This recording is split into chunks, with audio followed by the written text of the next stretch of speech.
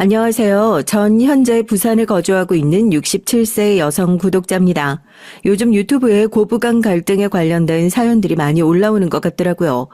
제 또래 분들이라면 누구나 다 공감하겠지만 내 자식에겐 아까운 것 하나 없이 좋은 것만 귀한 것만 주고 금이야 오기야 길러놨더니 부모 알길 우습게 하는 자식 같지도 않은 것들이 사연을 들을 때마다 얼마나 기가 차던지요. 저 역시도 얼마 전까지 내가 그동안 왜 뼈 빠지게 고생을 하면서 자식 봉양을 자처했었나 우울증까지 올 것 같았던 시절이 있었습니다. 그래도 아직까지 이 세상에 효라는 기본적인 예는 살아있구나 하는 일이 있어 이렇게 사연을 제보하게 됐어요. 자식 가진 부모 입장에서 며느리를 둔 시어머니 입장에서 한없는 공감과 위로 그리고 응원을 보내주시는 마음으로 없는 제주 글솜씨 들어주시면 고맙겠습니다. 고등학교 졸업하고 바로 시집을 오게 됐어요. 저도 한땐 꿈이라는 것을 꾸던 시절이 있었습니다. 아이들을 사랑으로 보듬어 가르치는 선생님이 되고 싶다. 진로를 적는 칸 안에 선생님이라는 세 글자를 설레는 마음으로 적어 내려가던 시절이 있었죠. 6남매 중에 큰딸로 태어나서 고등학교까지 나온 것도 지금 생각해보면 부모님의 사랑이 있었기 때문에 가능한 일이었던 것 같아요. 학교를 마치고 돌아오면 막내 동생 기저귀 갈아주기 바빴고 그렇게 바라던 선생님은 되지 못했지만 내 동생들 사랑으로 보듬어 키웠습니다. 6남매 키우느라 밤낮으로 일을 하는 부모님, 없는 살림에 자식만 왜 이렇게 많이 낳아놨냐, 왜 애보는 일은 전부 다 큰딸인 내 차지냐 원망했었던 적도 단 한 번도 없었어요.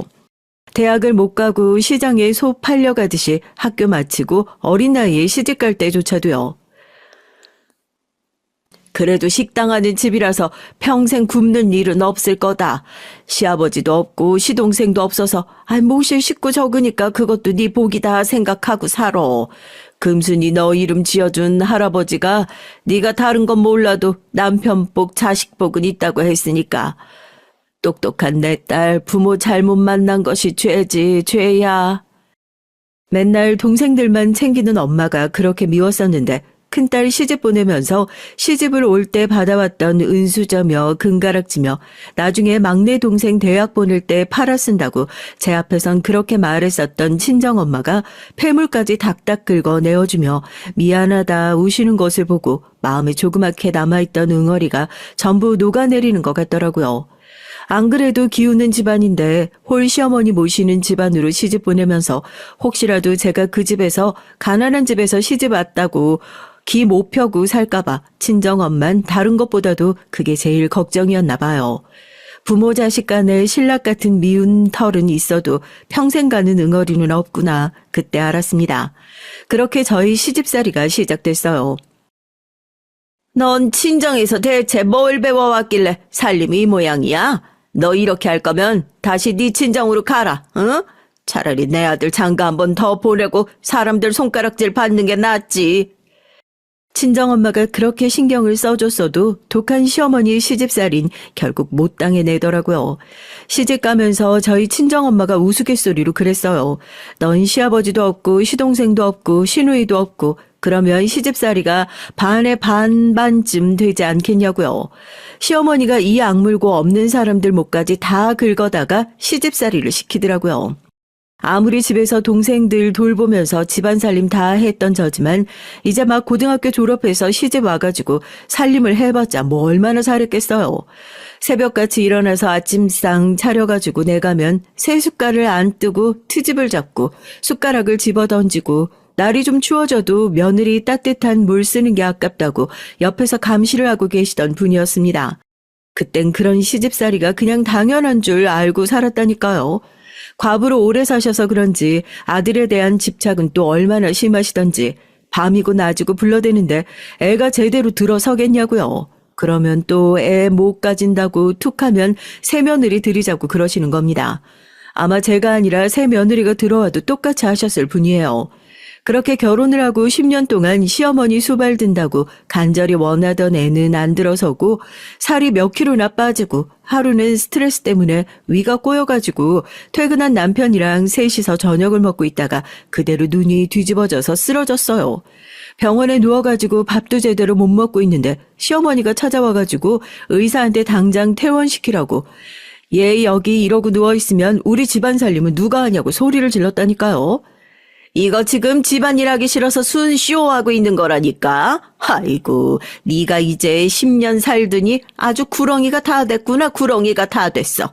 이런 식으로 병원에 며칠 누워가지고 장깨 부리면 내가 사과라도 할 줄 알았냐?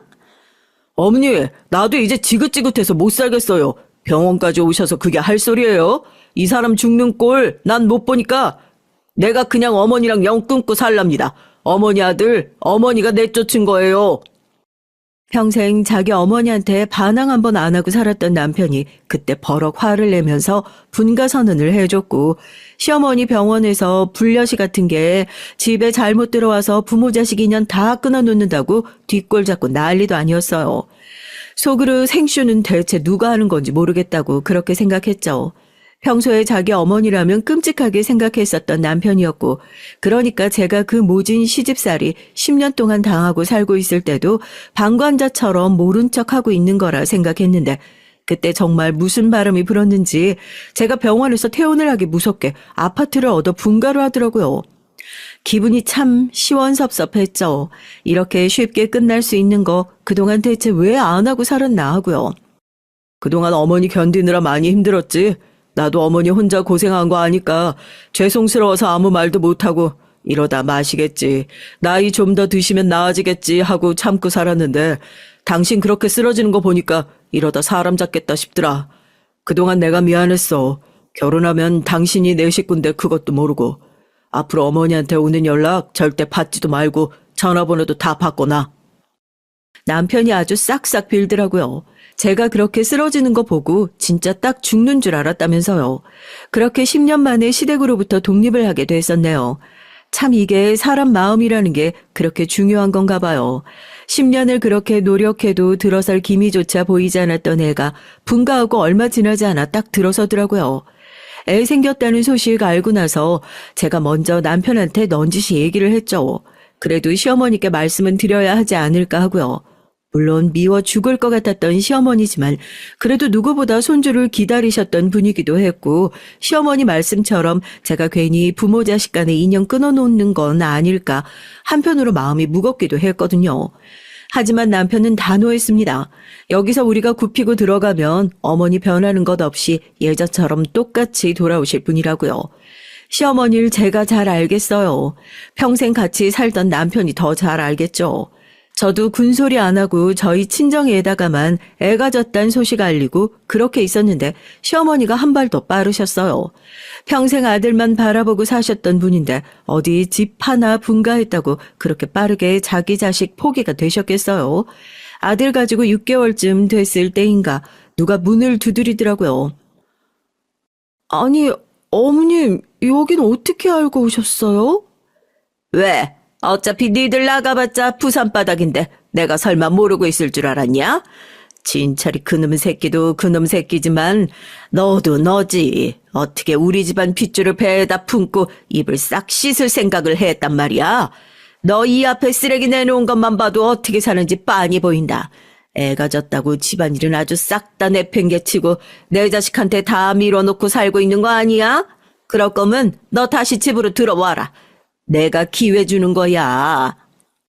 사람들이 그동안 그렇게 당하고 살아서 그런지 대문 앞에 시어머니 얼굴 보는 순간 진짜 애가 잘못될까 싶을 정도로 심장이 철렁하더라고요. 입덧이 한창 심해가지고 제가 쓰레기도 못 버려서 애기 아빠가 퇴근하고 집에 들어오면 쓰레기를 버려줘서 봉투를 꽉 묶어가지고 문 앞에다 내놨는데 무슨 트집을 잡고 싶으셨던 건지 바깥에 내놓은 쓰레기 봉투는 다 풀어헤쳐놓고 이것만 봐도 살림이 어쩌니 저쩌니 하면서 다시 집으로 들어오셔라. 그 소리를 하는데 예전에 시어머니 밑에서 무조건 예예 소리하면서 고개 숙이던 땐 저도 뱃속에 애가 없을 때잖아요. 여잔 약해도 엄마는 강하다고 다다다 쏘아붙이는 시어머니 얼굴 보니까 내 애 지켜야겠다는 생각이 먼저 앞서더라고요. 힘으로 밀고 들어오시려는 시어머니 집 안으로 못 들어오시게 문 막고 그랬어요. 안 간다고요. 어머니, 여태까지 어머니 아들 그렇게 끼고 사신 걸로는 만족이 안 되세요? 그럼 어머니 아들만 데려가세요. 제 아들은 못 데려가요. 제 아들은 여기서 저 혼자서라도 키울 거니까 어머니 아들이나 데려가세요. 뭐? 야, 그게 왜 네 아들이야? 내 손주야. 박씨 집안 핏줄이지. 이게 어디서? 얘가 왜 박씨 집안 핏줄이에요? 내 뱃속에서 내가 기른 내 자식이에요. 다신 찾아오지 마세요. 한 번도 그렇게 대든 적 없었던 며느리가 바락바락 대드니까 기가 막히셨겠죠. 시어머니 팩 밀치고 문을 쾅 닫아버렸습니다. 숨이 가빠오는데도 순간 잘했다는 생각밖에 안 들더라고요. 뒤늦게 집에 돌아와서 그날 낮에 있었던 상황을 알게 된 남편이 또 시댁으로 찾아가 정말 자기 죽는 꼴 보고 싶냐면서 다시는 찾아오지 말라고 한바탕 엎고 시어머니에게 난리를 치고 돌아왔고 정말 제 끝나지 않을 것 같던 시집살이도 그렇게 끝이 났습니다. 괜히 부모 자식 간 생이별 시킨 것 같아 남편에게 미안한 마음도 있었지만 뒤늦게나마 완강하게 제 편을 들어준 남편이 고맙기만 했죠. 여튼 제가 그런 혹독한 시집살이를 당한 경력이 있어서 그런 건진 몰라도 아들을 낳고 나서 눈앞에 아들 예쁜 것도 예쁜 거지만 남편한테 옛날부터 그런 얘기 참 많이 했었던 것 같아요. 내가 며느리를 들이면 내가 나중에 시어머니가 되면 하는 소리요. 남편은 그때마다 애 커서 장가 보내려면 아직 한 세월 남았는데 뭐 벌써부터 그런 소리를 하냐고 밉지 않은 타박을 했지만 전 한순간도 진심이 아니었던 적이 없네요. 진짜야 여보. 난 내가 시집살이 심하게 당해서 그런지 나중에 내가 며느리 보게 생겼으면 난 정말 귀한 손님처럼 대접하고 금이야 옥이야 아끼기만 할 거야. 좀 실수해도 실수하는구나 눈 감아주고 절대로 며느리한테 화도 안 내고 그냥 사랑만 해주면서 그렇게 품어줄 거야. 아이고 그게 어디 말처럼 쉬운 줄 알아? 우리 어머니가 좀 유난스러운 시어머니긴 하지만 아들 낳고 나서 시어머니 되면 다 똑같다고 하더라. 시집살인 그렇게 당했던 사람도 다 시어머니 노릇하려고 한다고. 난 절대 안 그럴 거라니까. 우리 집엔 무조건 아들보다 며느리가 1순위야 1순위. 남편은 제 말에 웃으면서 사람들 다 그렇게 얘기해도 결국에 아들 낳고 아들 결혼시키면 다 똑같은 시어머니가 된다면서 핀잔을 줬지만 난 절대 그러지 않을 거라 혼자서 굳게 다짐했죠. 누구나 다 그렇겠지만 저희 아들도 자라면서 저와 남편에게 기쁨만 주었던 아이였어요. 고된 시집살이를 견디고 품에 안게 된 아이였으니 저한텐 조금 더 특별한 마음도 있었는데다가 누굴 닮았는지 모르겠지만 어렸을 때부터 부모님 속을 그렇게 잘 헤아려 주던 아이였거든요. 갓난아기 때부터 제가 드라마 보면서 울고 있으면 그 조그만 애가 제 얼굴 빤히 들여다보고 있다가 자기도 눈물이 그렁그렁해져선 휴지를 들고 와가지고 제 앞에서 자리를 잡고 앉아서 울지 말라고 제 손을 잡고 휴지를 뜯어주는 겁니다. 그 조그만 애가 뭘 한다고요. 아들이라면 다 겪는 사춘기도 조용히 잘 지나갔고 전 사실 꽤나 복받은 엄마였죠. 아들 가진 엄마들은 아들이랑 거의 혈투 아닌 혈투를 벌이느라 우악스러워지기 십상인데 전 아들 둔 엄마치곤 순하고 착한 아들 덕분에 굉장히 우아한 하루하루를 보냈거든요. 딱 하나 아쉬운 점이 있다면 남편이 일찌감치 세상을 떠났던 거요. 당신 그렇게 결심하는데 어디 나중에 아들 장가 보내고 시어머니 노릇하는지 안 하는지 한번 보자 했던 남편은 아들 장가 보내는 것도 못 보고 갑작스러운 지병으로 세상을 떠나게 됐고 그때도 제 옆에서 말없이 곁을 지켜주었던 건 오로지 아들뿐이었습니다. 이제 이 넓은 세상에 남아있는 것이 아들과 저 딱 둘뿐이라 생각을 하니 기분이 참 싱숭생숭하더라고요. 엄마 뭐하고 계셨어요? 나 없다고 또 밥도 안 챙겨 드시고 그러고 있는 거 아니야? 일은 무슨 그냥 회사 퇴근하고 엄마 생각나서 전화해봤지. 요즘 통 연락을 못 드린 것 같아서. 아들이 엄마한테 전화하는데 별 이유 있어? 아유, 회사 다니느라 바쁠 텐데 무슨 엄마까지 챙기고 그래. 그나저나 아들은 만나는 사람 없어? 밖에 날도 좋은데 이런 날 퇴근하고 엄마한테 전화하는 게 아니라 여자친구랑 데이트할 생각을 해야지. 엄마 이제 바라는 거 하나도 없다. 그냥 우리 아들 좋은 여자 만나서 행복하게 잘 사는 거 딱 그거 하나만 바래. 혼자 남은 내 아들을 제대로 키울 수 있을까 전전긍긍하던 것이 엊그제 같은데 어느덧 아들은 훌쩍 커서 군대를 다녀오고 대학을 졸업하고 서울에 있는 회사로 취직을 하면서 자연스럽게 어미로부터 독립할 준비를 차근차근 해나가고 있더라고요. 난 보통의 엄마들이랑 다르게 살아야지, 결혼하고 애 낳고 이런 일들로 자식에게 압박감이나 부담감을 주지 말아야지 싶었는데 나이 먹고 나니 다 똑같더랍니다.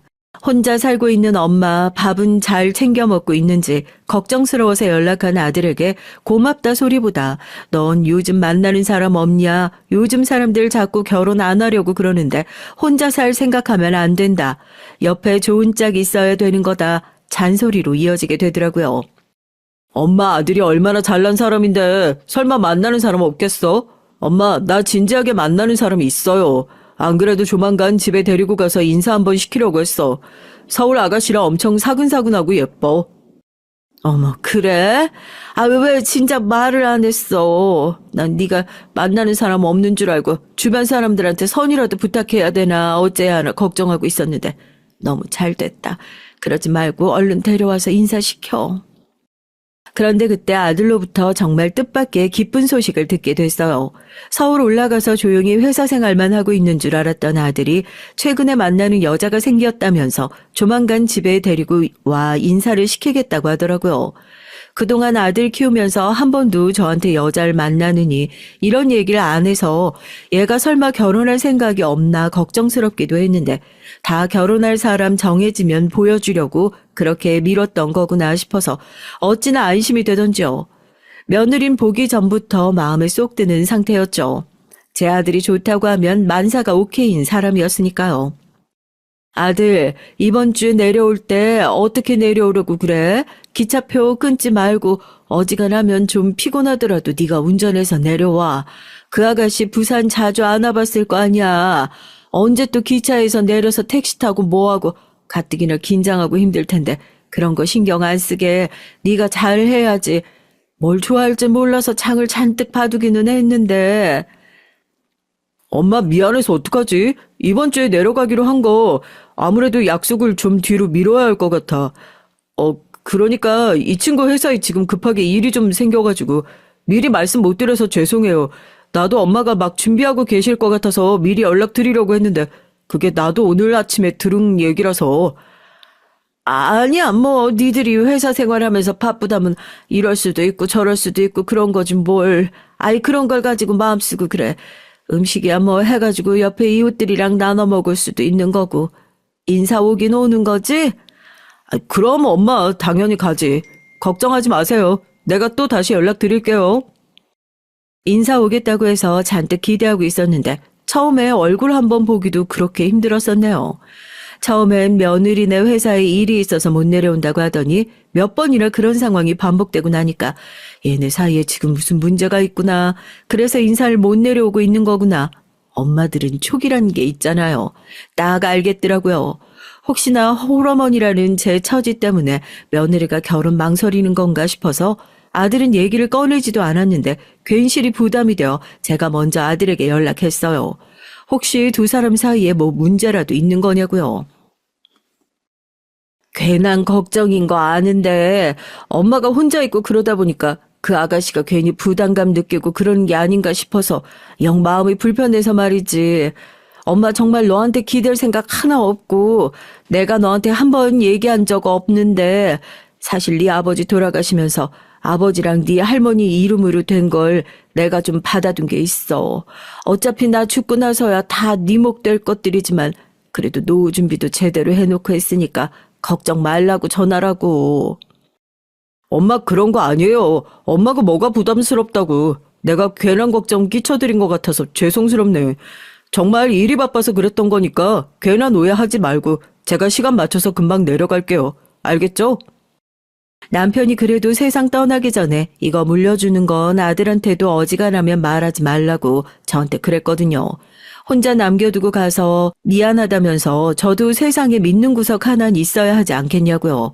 그래서 아들한테도 말을 할까 말까 망설였는데 그래도 이 말을 해야지만 제 마음이 좀 더 편해지겠다 싶더군요. 아들은 그런 것 때문에 아니다. 괜한 걱정하지 말아라 했지만 이게 타이밍이라는 게 참 그랬던 건지 뭔지 몰라도 제가 아들한테 그 얘기를 전한 지 얼마 지나지 않아 두 사람이 그렇게 미루고 미루던 인사를 오게 됐습니다. 아이고, 우리 태호가 이렇게 예쁜 아가씨를 만나고 있어서 꽁꽁 숨기고 있었구나. 그래, 오는데 안 힘들었어요? 부산은 초행길이라서 많이 어려웠을 텐데. 아유, 뭐가 입에 맞을지 몰라서 이것저것 차려봤어요. 아니에요. 어머님 진작 찾아뵙고 인사드렸어야 됐는데 제가 너무 늦게 온 것 같아서 죄송해요. 아이고, 태호야, 넌 어디서 이렇게 예쁘고 참한 아가씨를 데려왔어? 난 평생 여기서만 살아가지고 서울엔 이렇게 죄다 곱고 하얀 아가씨들만 있는 거야? 아휴, 어쩌면 말도 이렇게 이쁘게 할까? 며느리 첫인상은 정말 좋았습니다. 혹시나 날 싫어하면 어쩌나, 어색해하면 어쩌나, 저 혼자 걱정을 많이 했는데 막상 얼굴 보면 또 다르다고 집에 인사를 하러 온 며느린 처음 본 저한테도 어머님 소리를 서스럼없이 하면서 참 살갑게도 굴더라고요. 그런 며느리를 바라보는 아들의 눈에서도 다정함이 뚝뚝 묻어나오는 것 같아서 아, 이젠 품 안의 자식 내보낼 때가 됐구나 싶었어요. 엄마가 보기엔 어떤 것 같아? 내가 진짜 저 사람 만나려고 회사에서 몇 개월을 쫓아다녔는지 몰라. 엄마 무조건 내 결혼 허락해 주실 거죠? 그래, 딱 보니까 네가 더 좋아하는 게 티가 아주 잘 나서 보기 좋더라. 허락이고 말고 할 게 어디 있어. 엄마 그냥 너 좋다면 좋다니까. 아가씨가 성격도 좋고 말하는 것도 예쁘고 딱 봐도 가정교육 잘 받은 태가 나더라. 둘이서 행복하게 살면 엄만 그걸로도 만족이야. 물론 완벽하게 순조로운 결혼 준비는 아니었어요. 딱 한 번 위기 상황이 왔었던 것이 사돈댁을 뵙는 상견례 자리에서였죠. 결혼 이후에 제가 며느리에게 꼼짝하지 못하는 시어머니가 됐던 것도 어떻게 보면 다 그 자리 때문이었던 것 같습니다. 사돈댁을 처음 만나는 자리라 어찌나 긴장이 되던지요. 마른 침을 꼴딱꼴딱 삼키면서 뭐 보통의 상견례 자리가 그러듯이 덕담을 나누고 혼순이 예물이니 꼭 필요한 얘기들이 오가고 있는데 식사를 하던 안사돈께서 갑자기 숟가락을 딱 내려놓으시더니 한 말씀 하시는 거예요. 애들 잘 살게 놔두심이 좋겠다고요. 처음엔 무슨 뜻으로 저런 소리를 하는 건가 못 알아들어서 어안이 벙벙했죠. 솔직히 전 처음에 얘기 들었을 때 그렇게 내키지만은 않았어요. 딸이 없어서 제 마음 다 이해 못하시겠지만 꼭 모시고 사는 것이 아니라고 해도 홀어머니 있는 집에 딸 보내면서 마음 안 졸일 엄마가 어디 있겠습니까? 그래도 노후 준비도 잘 되어 있고 걱정할 정도 아니라고 해서 저도 눈 한번 딱 감는 심정으로 딸 내어드리는 거예요. 저 정말 우리 딸 귀하게 키웠습니다. 시집살이니 뭐니 그런 거 없었으면 좋겠어요. 아유, 안사돈 무슨 뜻으로 말씀하시는 건지 제가 더 잘 이해합니다. 왜 모르겠어요. 당연히 마음이 편치만은 않으시겠죠. 그런데 정말로 그런 걱정 안 하셔도 됩니다. 제가 주연이 처음에 저희 집에 인사하러 왔을 때 속으로 그랬어요. 난 무조건 우리 집에서 며느리가 1등이다 하고요. 이런 자리에서 꺼낼 소리는 아니지만 저도 시집살이 호되게 당하고 고생했던 사람이라서 젊을 때부터 며느리 들이면 절대로 시집살이에 시자도 안 나오게 잘 대해줘야지 그렇게 생각했던 사람이에요. 걱정 안 하셔도 됩니다. 그래, 엄마. 우리 어머님이 나 갈 때마다 얼마나 잘해주시는데 시집살이 시키고 그러실 분 아니니까 괜히 상견례장 분위기 이상하게 만들지 마요. 어머님 그렇게 앞뒤 꽉 막힌 분 아니야. 기분이 상할 수도 있었지만 솔직히 딸 가진 부모 입장에서 누구나 다 할 수 있는 걱정이라고도 생각을 했고 괜한 걱정은 아니다 싶어서 저도 잘 알아들을 수 있게끔 말을 드렸고요. 제 얘기를 들으신 사돈 내외도 그제야 마음이 좀 누그러진 것 같더라고요. 그렇게 제 오랜 숙제였던 아들 결혼을 무사히 마치게 됐습니다. 결혼 후에도 아들과 며느리의 얼굴을 보는 건 쉽지 않았어요. 이런 마음을 가지고 있으면 못된 시어머니일지도 모르겠지만은요. 친정 식구들, 시댁 식구들도 그렇게 많지 않아 명절에 차례 지내는 것도 그냥 동네 시장에서 전 부친 거 사와 간소하게 하는 정도였는데 이거라도 할 걸 그랬나 싶더라니까요. 이런 특별한 행사가 아니면 아들 며느리 얼굴 보기가 워낙 힘드니까요.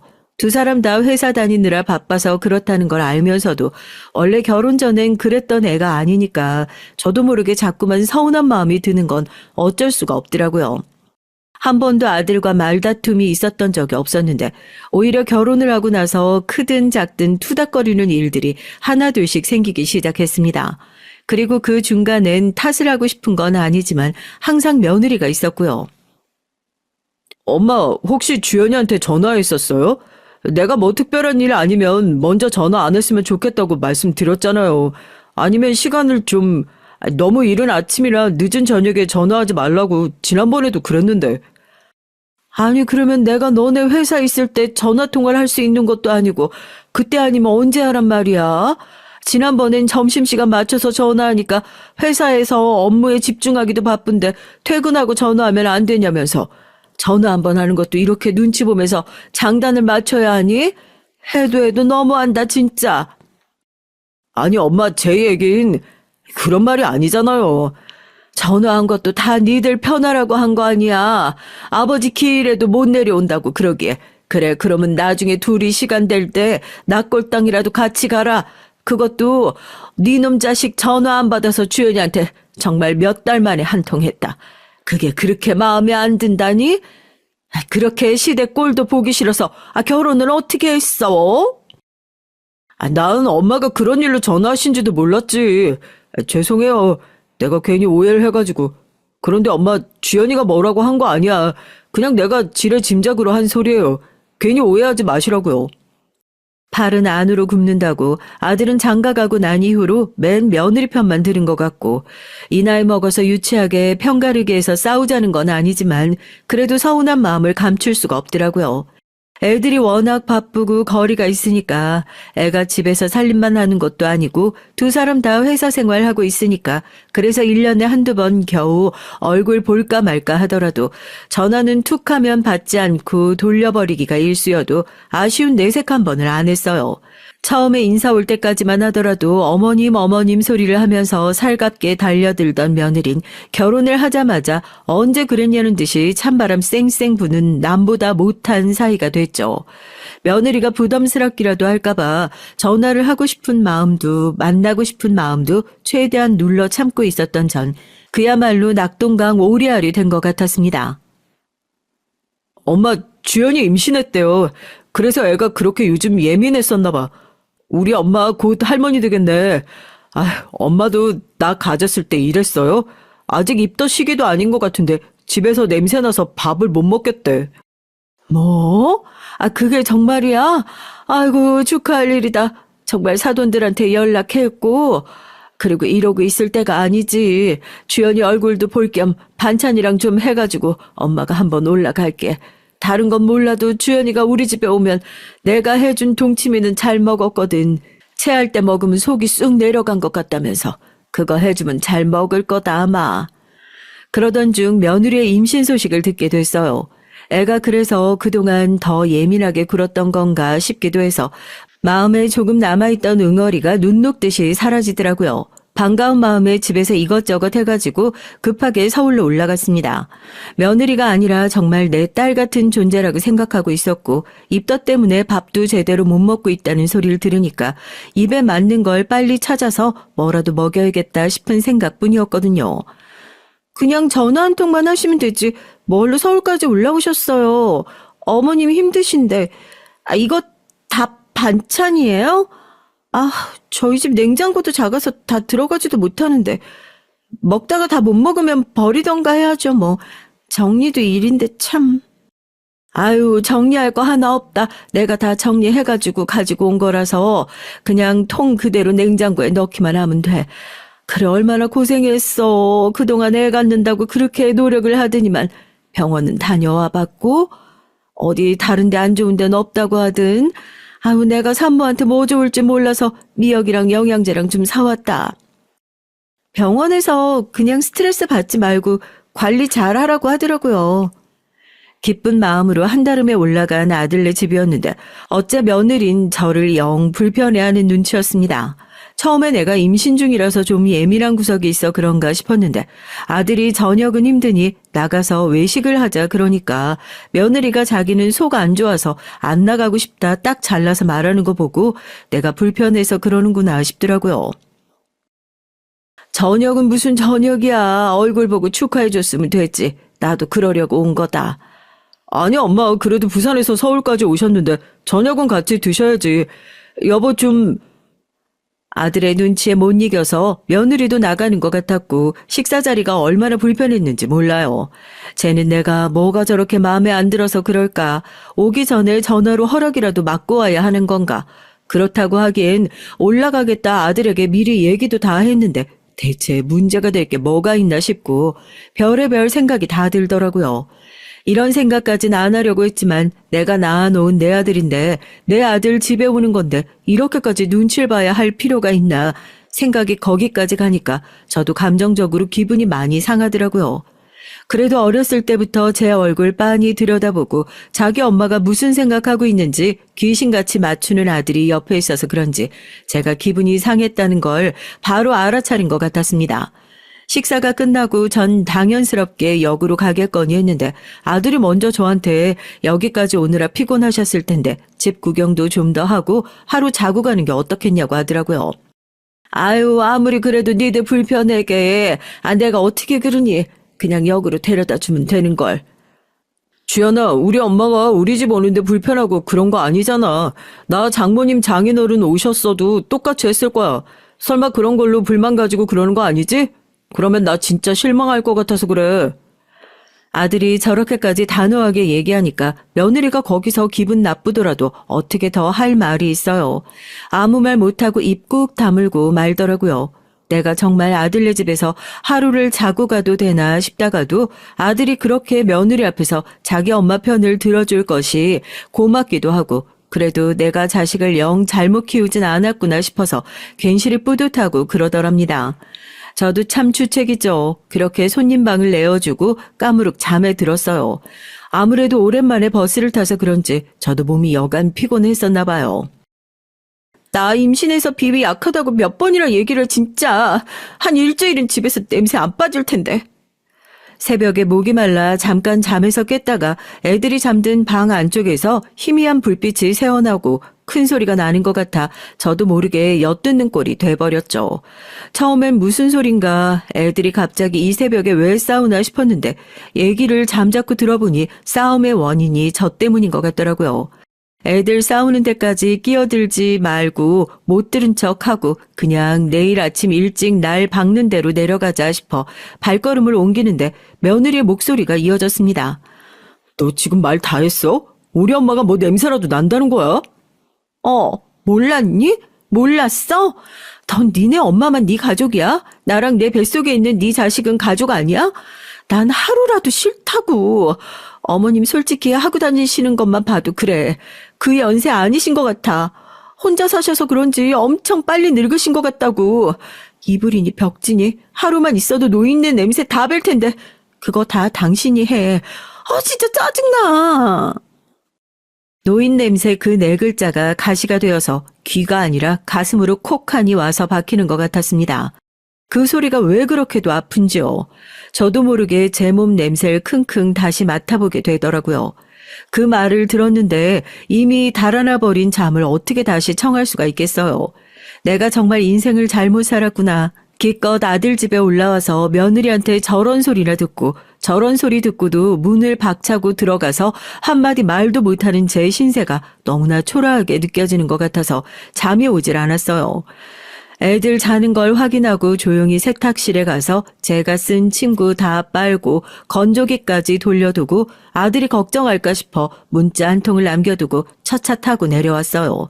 집안에 급한 일이 생각나서 먼저 내려가 보겠다고요. 침구를 다 빨고 건조기까지 돌려놓은 걸 보면 어제 그런 얘기를 들어서 내가 그랬나 보다 추측이라도 했을 텐데 죄송하다는 아들의 문자 외에 며느리한텐 연락 한 통이 오질 않더라고요. 무작정 잘해줘야겠다 싶었던 제 마음을 이렇게 돌려받을 수 있는 건가 싶어 참 기분이 씁쓸했습니다. 며느리에게 받은 상처와 충격, 그리고 옆에서 그 모습을 뻔히 보면서도 한마디 거들지도 못하는 아들의 모습을 보면서 이제 이 가족이라는 울타리 속에 내가 끼일 자리는 없구나, 그런 생각이 들었던 것 같아요. 안 그래도 눈치 보느라고 잘하지 못했던 연락, 이젠 제 쪽에서 완전히 끊어버리게 됐습니다. 나이 들면 기쁜 일보단 서러운 일들이 더 많이 생긴다고 하더니 제가 딱 그 꼴인 것 같더라고요. 아유, 그래. 애 하나 보려고 니네가 그동안 그렇게 고생한 거 생각하면 정말 고생했다, 고생했어. 주연아, 내가 애 키워보니까 알겠더라고. 아무리 힘들어도 자식 얼굴 보면 피로가 싹 내려가고 그게 사는 건가 싶어.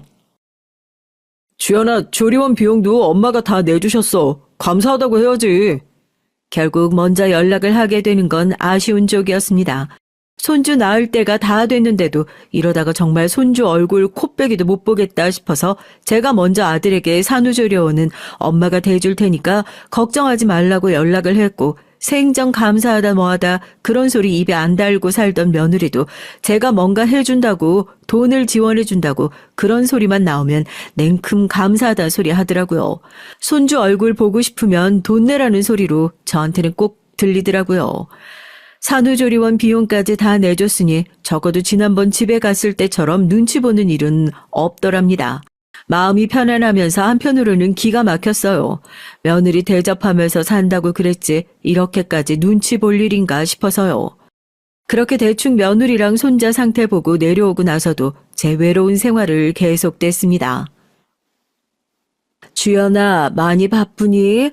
내가 아침에 연락을 했는데 못 본 것 같아서 내가 태호한테도 우리 재환이 사진이나 동영상 있으면 좀 보내달라고 얘기를 했는데 애가 아무래도 까먹은 모양이다.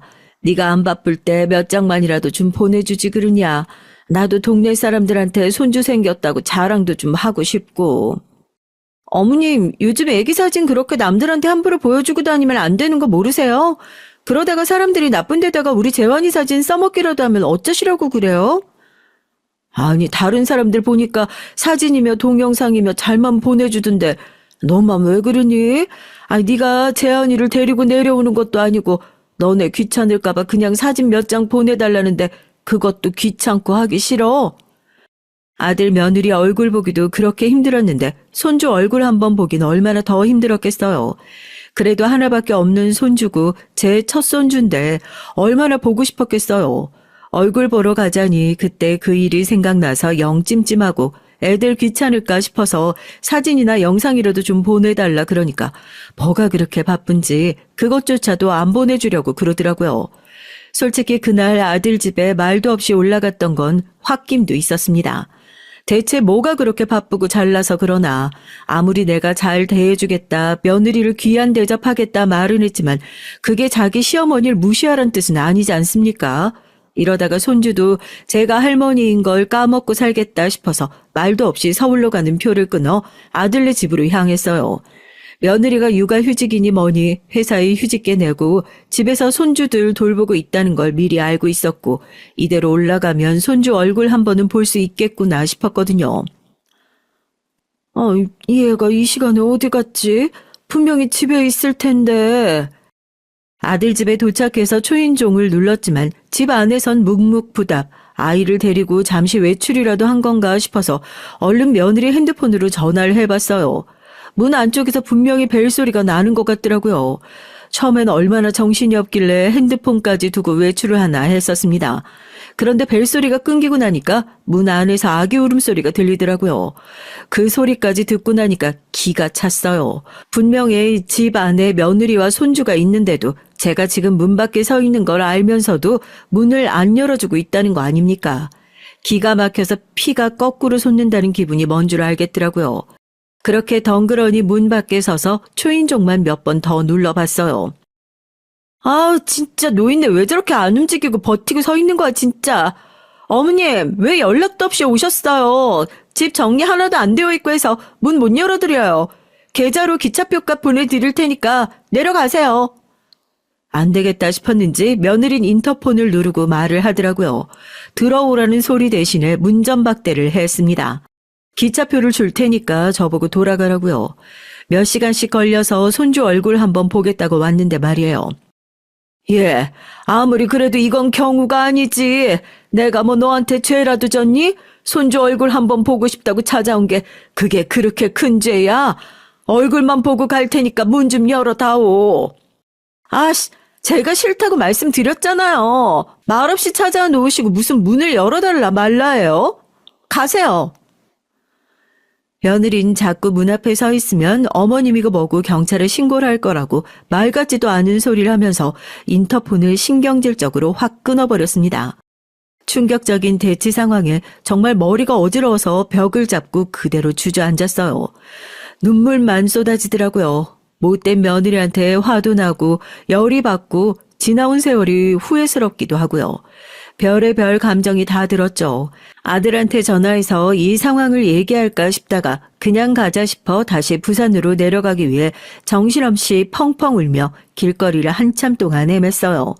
항상 오는 길인데도 워낙 충격을 크게 받아서 그런지 여기가 어딘지 몇 번을 돌아봐도 계속 같은 길인 것 같아 마침 보이는 파출소로 길 좀 물을 겸 들어갔는데 경찰들이 제 행색을 보자마자 얼른 따뜻한 커피부터 한 잔 타와서 내주더라고요.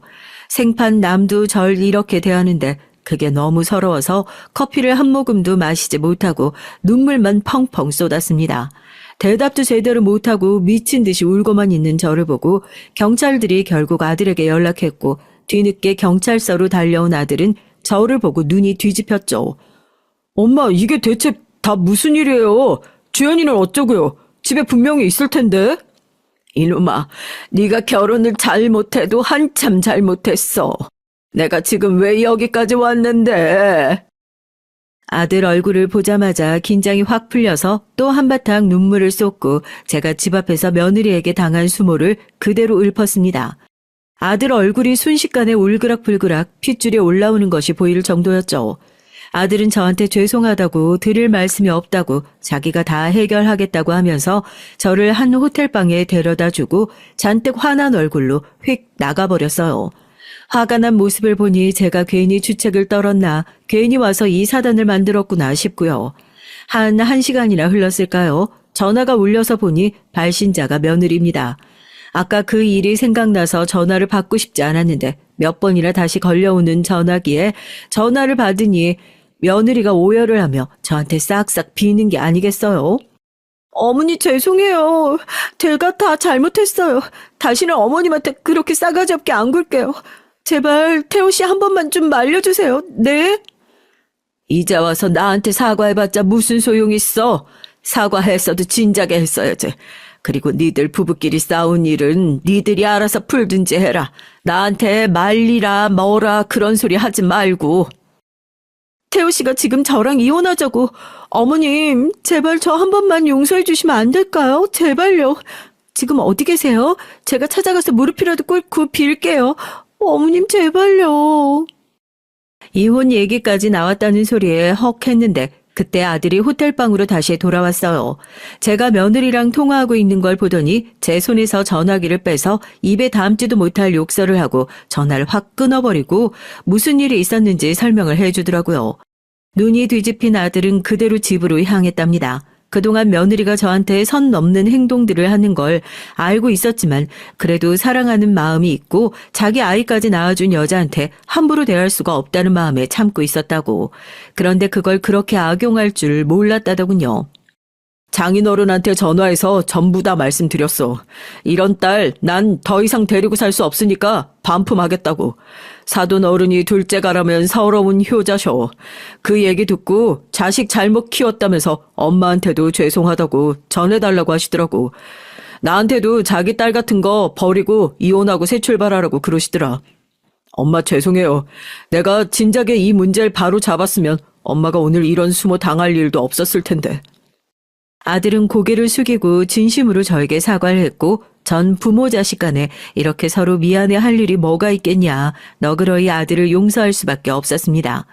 그 뒤로 며느리인 사태 파악이 좀 뒤늦게 됐는지 부산까지 찾아와서 죄송하다고 싹싹 빌었지만 아들이 돌려보냈고요. 사돈 어른 두 분도 오셔서 자기들이 자식을 잘못 키워도 한참 잘못 키웠다 무릎 꿇고 사죄를 하시더라고요. 이혼이 아니면 답 없다 말하는 아들에게 우선은 진정하고 엄마 때문이면 하지 말고 네가 사랑하는 마음이 조금이라도 남아있으면 그래도 손주 생각해서 손주 엄마 없는 애로 키우는 것보단 기회를 한 번 더 줘보는 게 낫지 않겠냐. 오히려 제가 설득하고 있는 입장입니다. 아들도 제 얘기에 조금 흔들리는 것 같긴 한데 며느리에게 정말 기회를 한 번 더 주는 거 잘못된 선택은 아니겠죠? 안녕하세요. 평범하다면 평범하고 특별하다면 나름 특별하게 살고 있는 중년 여성입니다. 제겐 아들 둘이 있는데 연년생이에요. 첫째는 몇 년 전에 결혼해 아이도 낳고 잘 살고 있고 둘째는 얼마 전에 결혼하겠다며 여자를 데려왔는데 참 기막힌 사연이 있어 얘기를 보내봅니다. 전 결혼을 꽤나 일찍 했어요. 저희 때야 여자 나이 20대 초반에 결혼하는 게 그리 드문 일도 아니었지만 전 20살 때 혼인신고를 했으니까요. 혼전 임신 같은 사고는 아니었고 제가 당시 남편에게 첫눈에 반해 쫓아다녔습니다. 남편은 덩치도 크고 무뚝뚝하고 듬직한 전형적인 곰 같은 사람이에요. 전 어렸을 적부터 그런 남자답고 믿음직스러운 사람과 결혼하는 게 꿈이었고요. 저희 아버지께서는 제가 7살 때 외간 여자와 바람이 나서 저와 어머니를 두고 도망가셨어요. 어머니께서는 당시 동생을 임신 중이셨는데 마음고생, 몸고생을 심하게 하느라 결국 유산을 하셨습니다. 그 뒤로 어머니와 저 둘이서 정말 힘든 시간을 보냈어요. 요즘도 여자 혼자 애 키운다고 하면 곱게 보지 않는 시선들이 많잖아요. 요즘 같은 시대에도 그런데 당시엔 오죽했겠습니까? 남편이 바람나서 도망간 건데도 세상 사람들은 저와 어머니에게 손가락질을 했죠. 여자가 얼마나 남편을 쥐잡듯 잡았으면 얼마나 내조를 못했으면 여자가 못했으니 남자가 떠났겠지.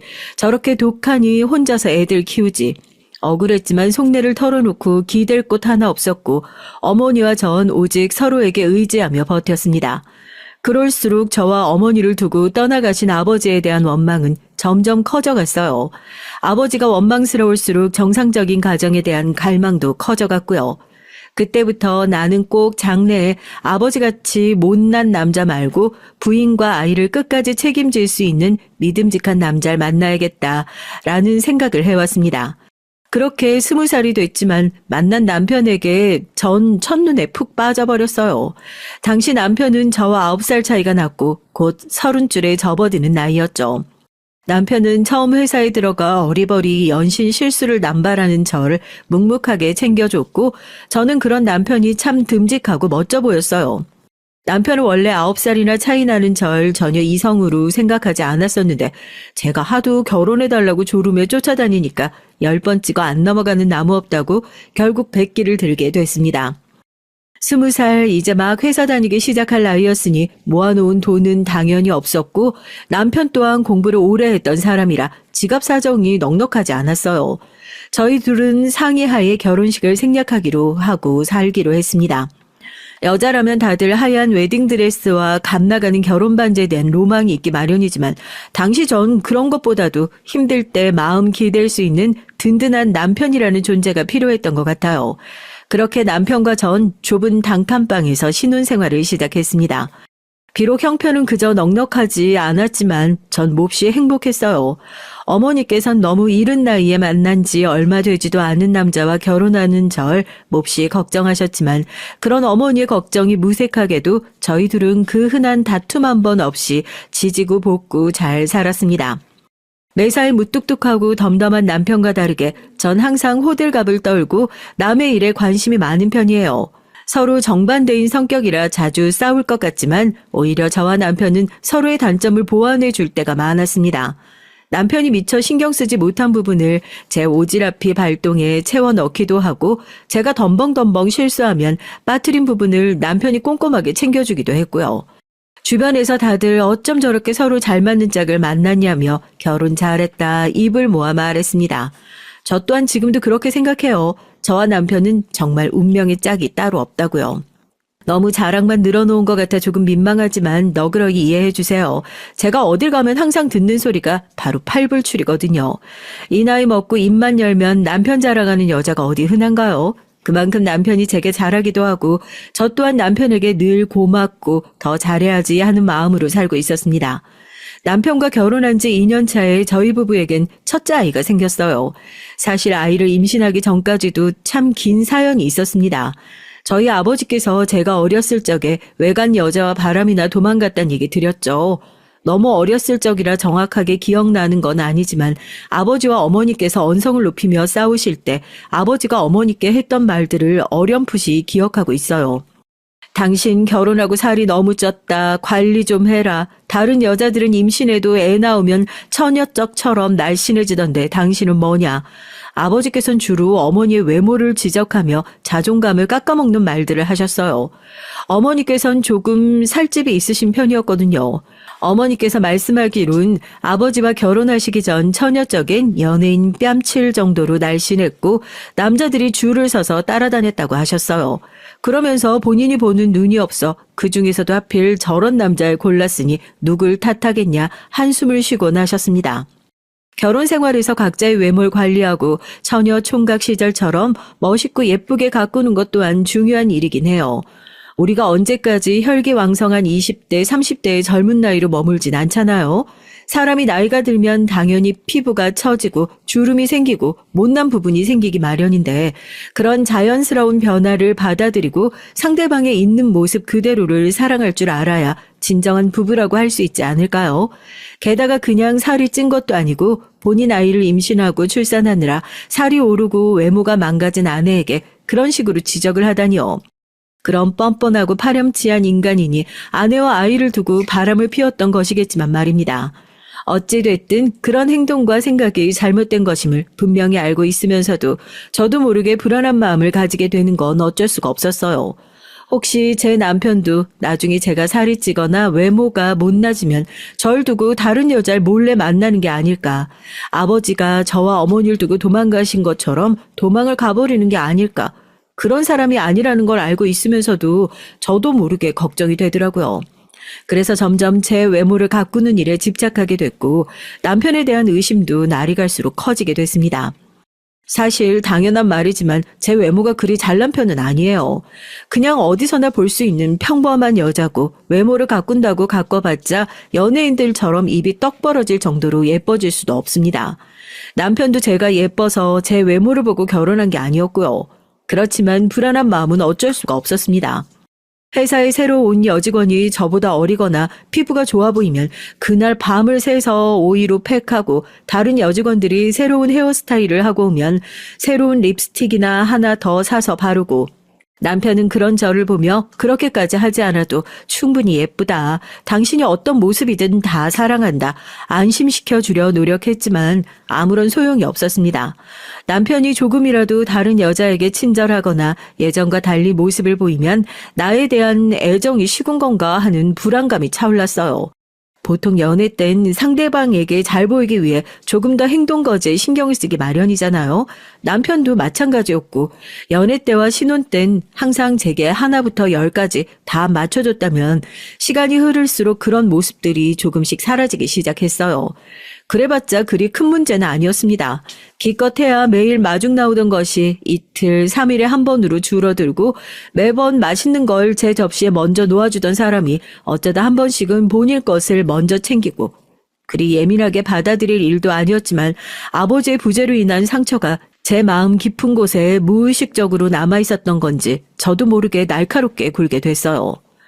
더 이상 당신 눈에 내가 매력적이지 않냐, 예쁘지 않냐, 다른 여자가 생긴 거냐, 틈만 나면 쏟아내는 투정과 질투, 의심들에 항상 무덤덤하던 남편마저 점점 지친 티를 내기 시작했습니다. 어느 날은 저를 앉혀놓고 9살 어린 여자 데리고 살기를 결심했을 때부터 어느 정도 각오했던 부분이지만 이건 좀 심한 것 같다며 도대체 본인이 어떻게 해줘야 그런 행동들을 멈출 거냐 물어오더라고요. 저 스스로도 이런 행동이 잘못됐다는 걸 알고 있었고 몹시 고치고 싶은 마음이었지만 쉽게 답을 내릴 수가 없었습니다. 결국 남편은 저와 상의를 한 끝에 아이를 가지기로 했어요. 사실 전 결혼을 일찍 하고 싶었지만 굳이 아이를 낳고 싶다는 생각은 하지 않았거든요.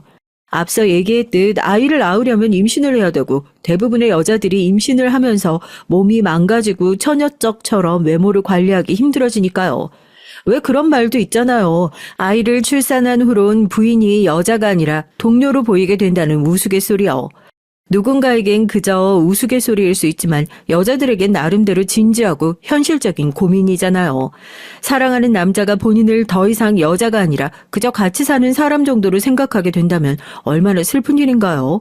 가족끼리 그러는 거 아니다. 나중에 다 의리로 사는 거다. 마냥 틀렸다고는 할 수 없는 말들이지만 전 개인적으로 그런 말들을 싫어합니다. 사랑에 유통기한이 없다고 생각해요. 언제나 활활 타오르는 불처럼 뜨거울 순 없지만 적어도 불씨가 꺼지지 않도록 서로 노력하며 은은한 온기는 유지할 수 있는 거잖아요. 전 제 남편에게 늙어 죽을 때까지 여자이고 싶었어요. 그 마음은 지금도 변화가 없습니다. 그래서 아이를 낳는 것이 망설여졌어요.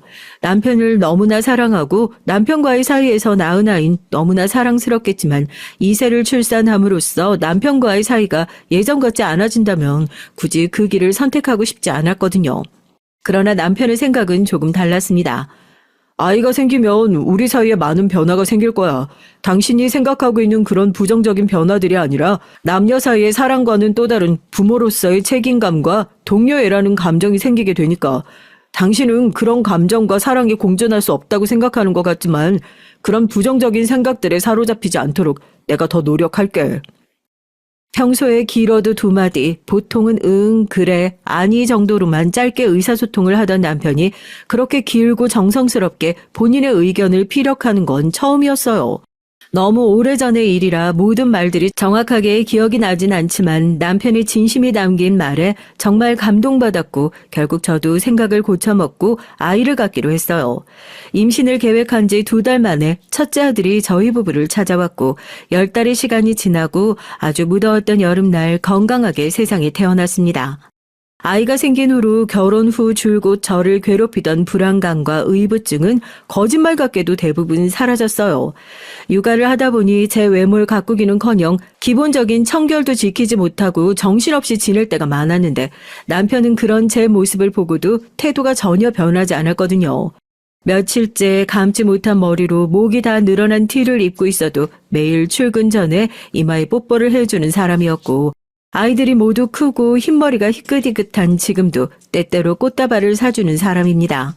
물론 타고난 성격이 무뚝뚝해서 당신이 세상에서 제일 예쁘다느니 그런 낯간지러운 소리는 일체 못하는 사람이지만 그런 사람이 절 위해 사다주는 꽃다발이라니 제겐 세상 그 어떤 비싼 것보다 값진 선물처럼 느껴져요. 그렇게 첫째 아이가 막 100일이 지났을 무렵이었습니다. 그날도 새벽 내내 우는 아이 때문에 잠을 거의 못 잔 탓에 몸 상태가 좋지 않았는데 아무래도 느낌이 이상한 거예요. 그동안은 육아 스트레스나 일정하지 못한 생활 패턴 때문에 몸이 좋지 않다고 생각했는데 그날따라 뭔가 싸한 느낌이 들었습니다. 혹시나 하는 생각에 첫째 아이를 데리고 병원을 찾았고 임신 1달 차라는 놀라운 검사 결과를 듣게 됐어요. 계획이 전혀 없던 임신이었고 게다가 연년생이라니 마냥 기쁘다기보단 조금 막막한 기분이 들었습니다. 지금 와서 다시 돌이켜봐도 아이 2 키우던 그땐 정말 눈코 뜰 새 없이 바쁘고 힘든 시간이었던 것 같아요. 아이가 2이면 행복은 합산해서 2이지만 힘든 건 곱해서 4배라는 말이 있죠. 게다가 2 다 남자아이라 그런지 장난기가 어찌나 심하던지요.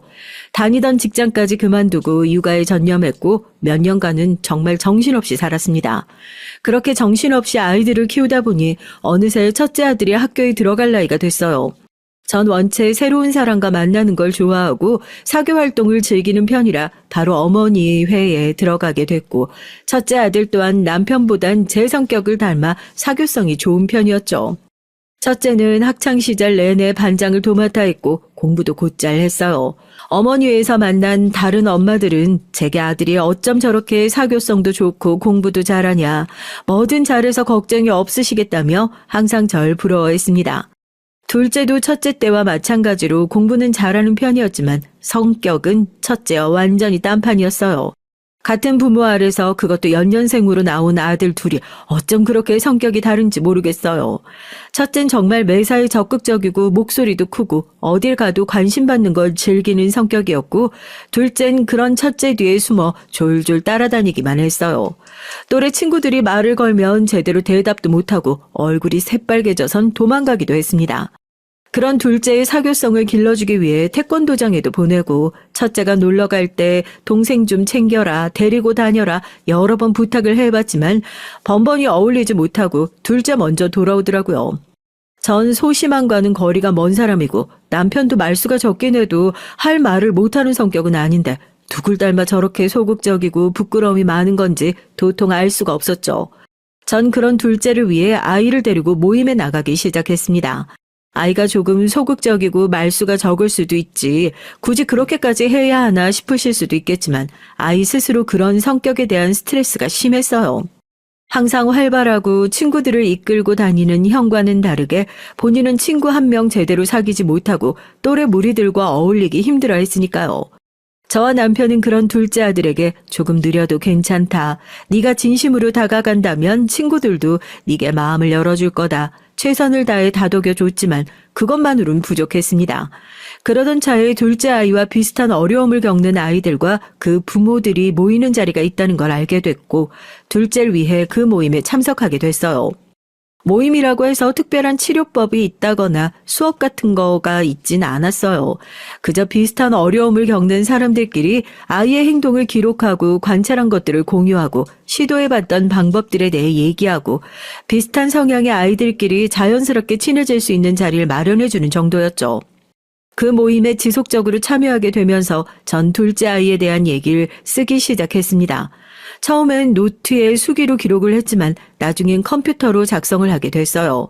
모임에서 만난 다른 아이의 엄마가 제게 개인 블로그라는 걸 알려줬거든요. 여러분도 아마 블로그에 대해서 다 알고 계시겠죠?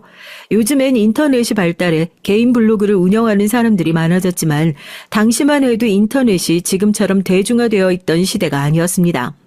저 또한 처음 블로그에 대한 얘기를 들었을 때 조금 낯설게 느껴졌어요. 그 부분은 블로그에 얘기를 기록해두면 날짜별로 분류하기도 편하고 비슷한 처지의 사람들과 정보를 더 쉽게 공유할 수도 있다며 제게 추천을 해왔고 덕분에 저도 블로그에 글을 쓰기 시작했습니다. 지금은 연락도 끊긴 지 오래됐고 어떻게 살고 계시는진 알 길이 없지만 이 글을 빌어 그분께 고마운 마음을 전합니다. 그분 덕에 블로그라는 걸 알게 됐고 파워블로거라는 지금의 제가 존재하게 됐으니까요. 블로그는 알아도 파워블로거라는 말은 조금 낯설게 느껴지실 수도 있을 거예요. 파워블로거는 쉽게 말해서 사람들이 많이 찾는 블로그를 운영하는 사람을 말합니다. 요즘은 블로그가 단순히 개인의 일상을 올리고 정보를 공유하고자 운영하는 공간이라기보단 광고의 수단으로 많이 쓰이고 있어요. 예를 들어 어떤 음식점에서 본인들의 식당을 광고하고 싶으면 블로그 운영자에게 돈을 주고 글을 올려달라 부탁하고 블로그 운영자는 광고비를 받고 그 음식점을 방문해 자세한 정보를 공유하는 글을 써주는 것이죠. 텔레비전 광고보다 돈은 훨씬 적게 들이면서 광고 효과는 비슷하거나 혹은 그 이상으로 좋으니까 최근 들어 자주 쓰는 광고 방법이에요. 여러분께서도 유튜브나 인터넷에 올라온 제품 후기나 식당 방문기를 보고 구매 고려해 본 적 한 번쯤은 있으시지 않나요? 이런 시대의 흐름에 편승해 블로그 운영을 전업으로 삼는 사람들이 많아지고 있고 저도 그중 한 명입니다. 물론 처음부터 제 블로그에 많은 사람들이 찾아준 건 아니었어요.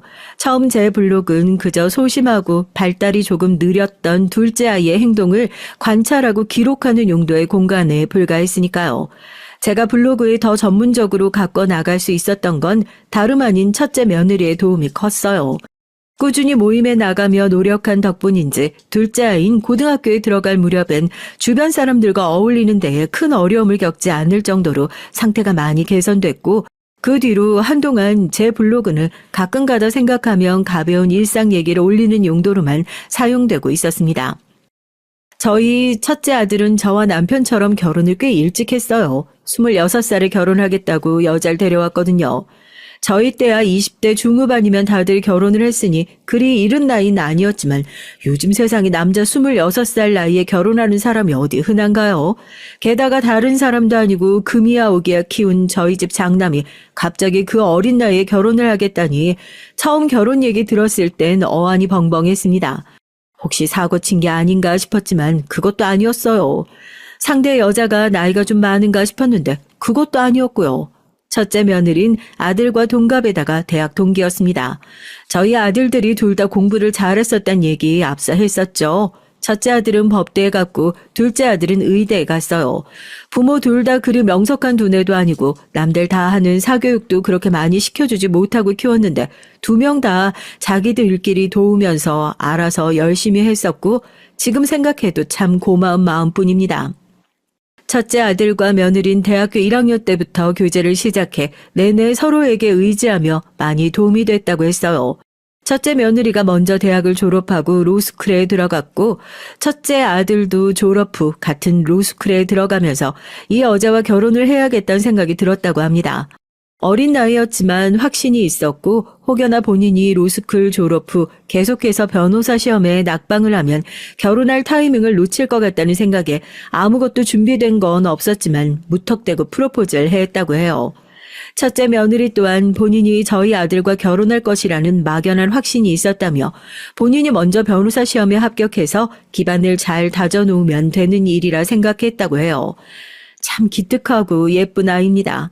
이른 나이에 조금 성급한 결정을 내리는 건 아닐까 걱정되는 마음은 있었지만 저와 남편 또한 아무것도 준비된 것이 없이 서로에 대한 확신 하나만으로 결혼을 했기에 아이들도 저희처럼 결혼 생활을 잘 풀어나갈 수 있을 것이란 생각이 들었어요.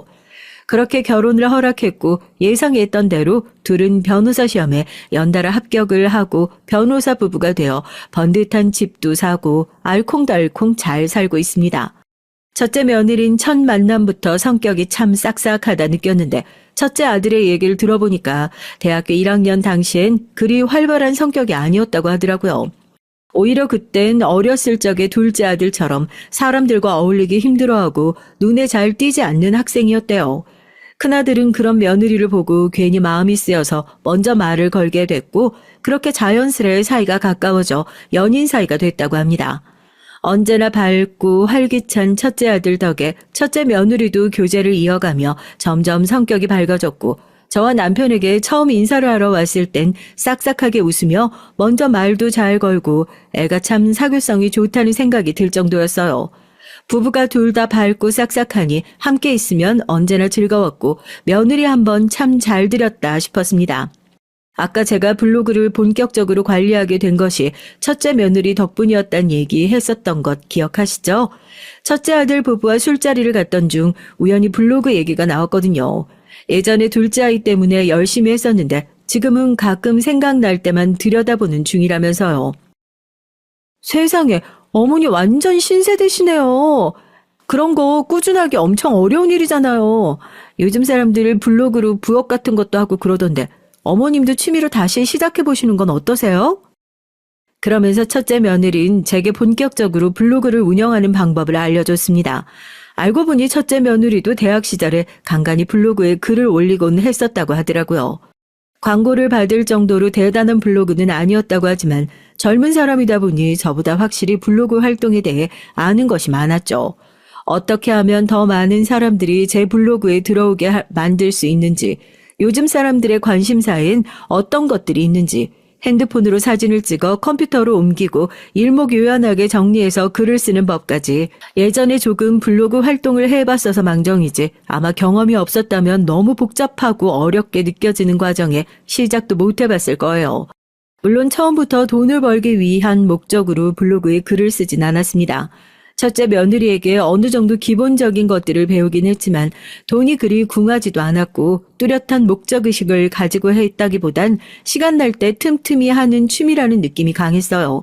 앞서 말씀드렸던 대로 전 모임 자리를 좋아하고 사람들도 자주 만나는 편이었기에 약속에 나갈 때마다 열심히 사진을 찍고 집에 돌아와 블로그에 글을 올리기 시작했습니다. 처음엔 제 지인들이 주로 블로그에 놀러와 댓글을 달고 소통을 해줬죠. 자랑은 아니지만 아무래도 제가 소문난 마당발이다 보니 지인들만 블로그에 방문해줘도 방문 횟수가 꽤 됐어요. 굳이 광고니 뭐니 신경 쓰지 않고 제 일상을 남들과 공유하고 소통하는 것만으로도 전 충분히 즐거웠습니다. 아무래도 젊었을 적보다 나이가 들다 보면 인간관계가 좁아지기 마련이고 주변에 마음을 터놓고 지낼 수 있는 사람들이 하나 둘씩 사라지게 되잖아요. 젊은 사람들이 보기엔 그저 늙은 아줌마가 올리는 시시하고 재미없는 얘기에 불과할 줄 알았는데 날이 갈수록 이상하게 점점 블로그 조회수가 늘어갔어요. 저의 솔직하고 가식 없는 표현들이 다른 판에 박힌 글들과는 색다르게 느껴졌던 모양입니다. 첫째 며느리도 제 블로그에 글이 올라오면 하던 것도 멈추고 달려가서 읽는다며 어머님이 글을 너무 재밌게 잘 쓰신다 연신 칭찬을 해줬고 어느 정도는 사탕 발린 말이라는 걸 알고 있었지만 듣기에 기분이 좋기는 하더라고요. 그렇게 저도 모르게 점점 더 블로그 활동에 집중하게 됐고 조회수가 오르다 보니 자연스레 광고 제안도 들어오게 됐어요. 돈을 벌기 위해 시작한 일은 아니었기에 광고가 들어오더라도 제 돈으로 항상 먼저 제품을 사용해보거나 음식점에 방문해보고 실제로 괜찮다 느낀 것들만 블로그에 올렸습니다. 광고도 참 다양하게 들어왔어요.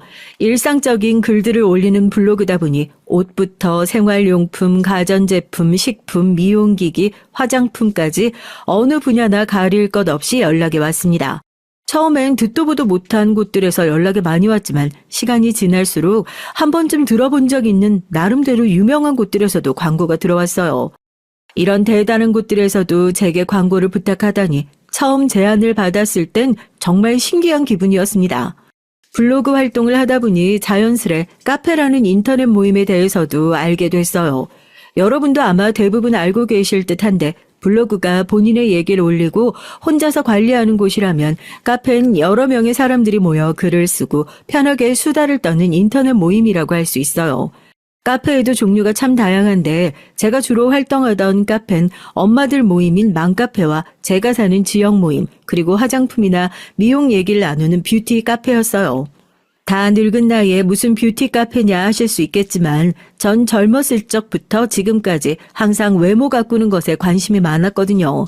카페에선 연령대에 상관없이 많은 사람들이 모여 있으니 요즘 어린 친구들은 어떤 식으로 피부 관리를 하나, 어떤 화장품을 많이 쓰나 자연스레 정보를 얻을 수 있고 젊게 사는 기분이 들어 좋았거든요. 지금도 꾸준히 카페 활동을 하고 있고요. 어떤 사람들은 이런 저를 보며 늙어서 주책이다, 망신살이 뻗쳤다 말하기도 하지만 전 그렇게 생각하지 않았습니다.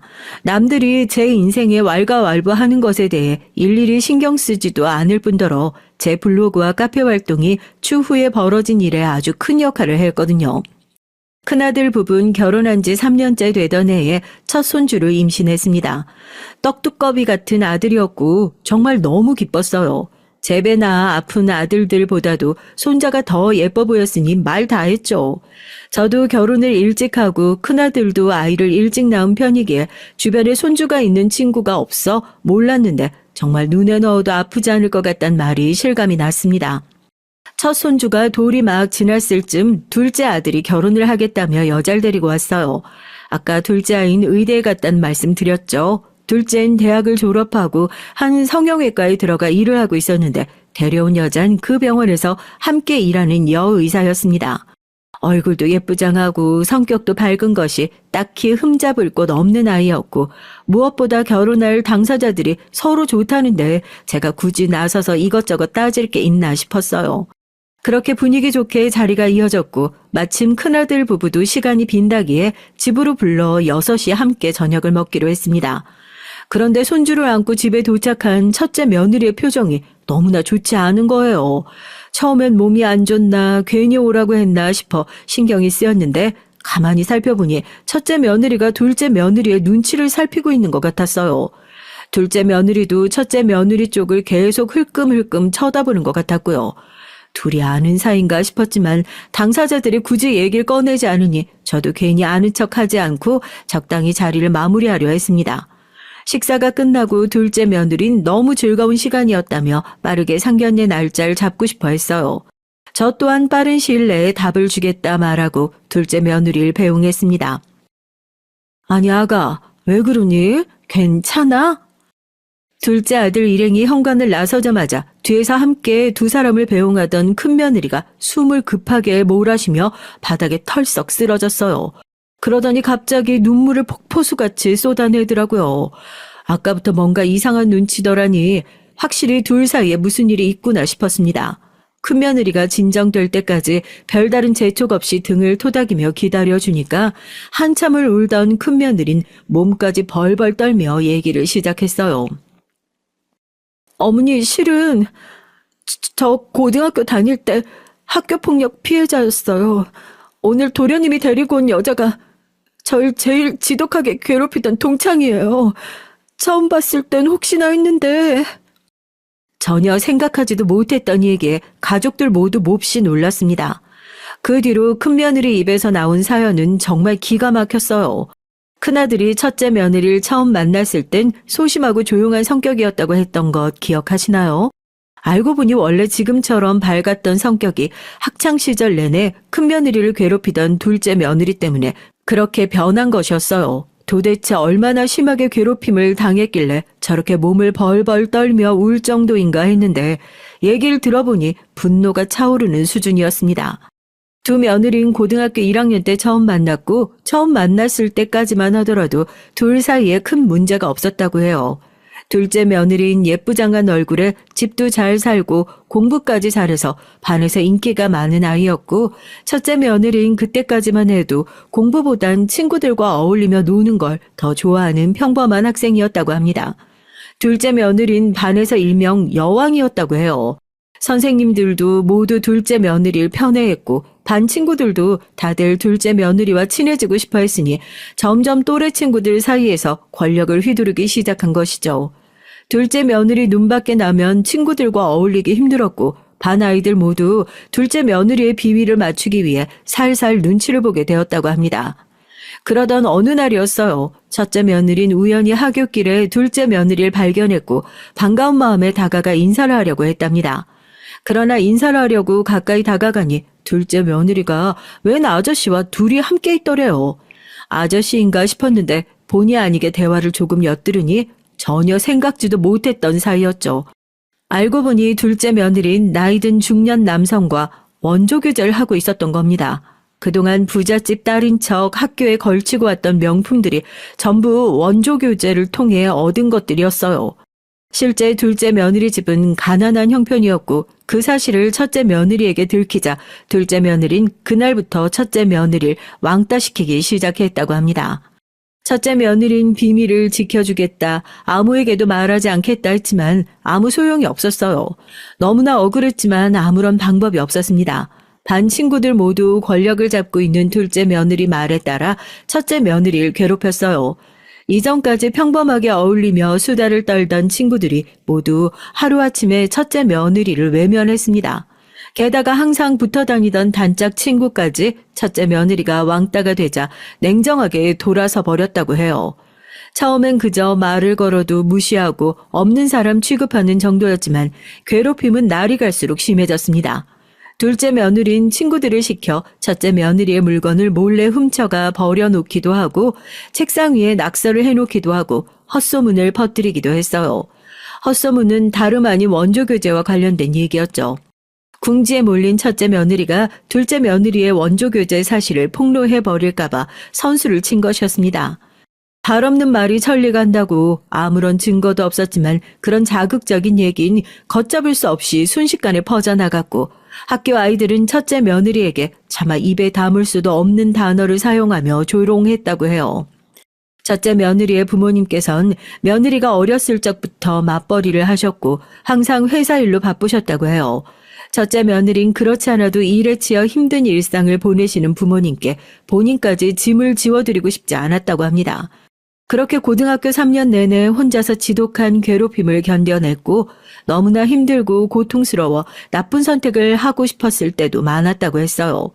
처음엔 둘째 며느리가 너무 원망스러웠지만 시간이 지날수록 그 아이가 무서워졌다고 합니다. 신체적인 폭력은 일절 없었지만 언제나 그 아이가 본인을 옥죄고 있는 듯한 기분이 들었다고 해요. 언제나 방구석에 혼자 앉아 눈에 띄지 않기 위해 노력하며 할 수 있는 일이라곤 공부뿐이었고 첫째 며느린 그렇게 좋은 성적으로 대학에 입학할 수 있었습니다. 대학교에 들어가서도 처음엔 사람들과 어울리기 힘들어했지만 큰아들의 도움으로 자연스레 학교 생활에 적응하고 예전의 밝은 성격을 되찾았다고 해요. 하지만 학창시절의 기억은 여전히 큰 트라우마로 남아 큰며느리를 괴롭혔고 큰며느린 애써 그 기억들을 잊으려고 노력하고 있었다고 합니다. 의대에 들어갔다고 들었는데 도련님이랑 같은 병원에서 일하고 있을 줄 정말 몰랐어요. 게다가 결혼을 하겠다니. 저 정말 어떡해요, 어머님? 펑펑 눈물을 쏟아내는 첫째 며느리를 보니 너무 속이 상했어요. 큰아이는 길길이 날뛰며 지금 당장 그 여자를 찾아가 사과를 받아내겠다. 세상에 그런 뻔뻔한 여자가 어딜 우리 가족이 되려 하냐며 화를 냈고 남편도 마찬가지였어요. 저 또한 아무리 작은 아들이 그 여자를 좋아한다고 한들 모든 사정을 알게 된 이상 며느리로 들일 생각은 전혀 없었고요. 뻔뻔하게 거짓말을 하고 다닌 것도 모자라 남을 음해하고 악의적으로 괴롭히고 게다가 어린 나이부터 원조교자 같은 짓을 하고 다니는 싹수 노란 여자를 우리 가족으로 맞이할 수는 없었죠. 몇몇 분들께선 한쪽 얘기만 듣고 그렇게 무턱대고 판단을 해도 되는 것이냐 말씀하실 수도 있겠지만 제가 아는 큰며느린 절대 거짓말을 할 아이가 아니었습니다. 아무 이유 없이 남을 음해할 만한 사람은 더더욱 아니었고요. 아직도 본인에게 큰 트라우마로 남아있는 상처를 얘기하면서도 둘째 아들을 먼저 걱정할 정도였으니 말 다했죠. 게다가 큰며느린 평소에 형편이 어려워 제대로 된 변호사를 구할 수 없는 사람들을 위해 자원봉사까지 하고 있었습니다. 그런 아이가 왜 손까지 벌벌 떨어가며 거짓말을 하고 연기를 하겠어요. 다음날 둘째 아들에게 연락을 해 첫째 며느리를 빼고 가족들끼리 4명이서 자리를 가졌고 모든 얘기를 전해들은 둘째 아이는 믿을 수가 없다는 듯한 반응이었습니다. 형수님을 믿지 못한다는 건 아니지만 본인에게도 사건을 알아볼 시간을 좀 달라고 했고 저 또한 얘기를 듣고 처음엔 당황스러운 마음이 컸으니 둘째의 마음이 10분 이해가 됐어요. 다른 사람도 아니고 결혼까지 하겠다고 부모에게 데려온 여잔데 그런 과거가 있다니 남의 말만 듣고 덜컥 믿어줄 리가 없었죠. 그렇게 며칠의 시간이 지난 후 둘째에게서 할 말이 있다며 먼저 연락이 왔어요. 알고 보니 형수님 말이 다 사실이었어요. 그 고등학교 졸업한 것도 맞고 동창 몇 명에게 연락을 해봤는데 학교에서 유명했다고 하더라고요. 그 여자는 알면 알수록 정말 가관이었습니다. 둘째 아들에게 어렸을 적에 부모가 둘 다 돌아가셨다고 말했고 출신 지역도 속였다고 하더라고요. 하나부터 10까지 모두 거짓말이었고 둘째 아들은 배신감에 치를 떨었어요. 게다가 그 여자가 전에 일하던 병원이 집과 너무 멀어서 직장을 옮겼다고 했었는데 알고 보니 전에 있던 병원장과 불륜소동이나 쫓겨나듯 병원을 옮긴 것이었습니다. 개벌은 남 못 준다고 어렸을 적부터 돈 많은 남자들과 붙어먹고 다녔으니 나이가 들어서도 비슷한 짓을 하고 다녔던 것이겠죠. 둘째 아들은 아직도 너무 충격이 크다며 어떻게 이런 여자와 결혼을 하려고 생각했는지 모르겠다. 형수님이 정말 생명의 은인이 따로 없다고 말했어요.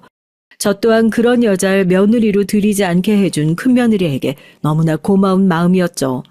그 여자를 며느리로 들일 수 없는 건 물론이고 아직도 트라우마로 고통받는 큰며느리를 위해서라도 이대로 넘어갈 수는 없었습니다.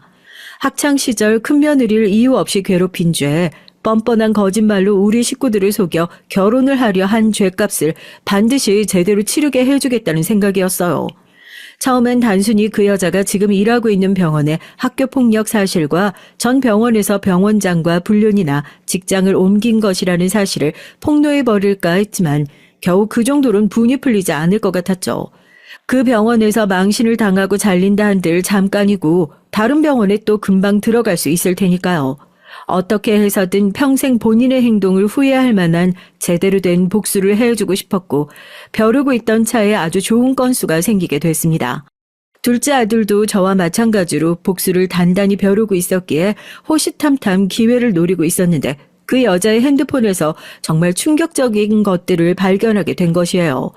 그 여자는 마취한 환자들의 신체 사진을 마음대로 찍어서 본인의 친구들과 공유를 하고 이 환장 가슴이 짝짝이네, 수술을 해봤자 너무 늙어서 아무 소용도 없다, 못생긴 년들이 욕심만 많다며 환자의 신체에 대해 뒷담화를 하고 있었습니다.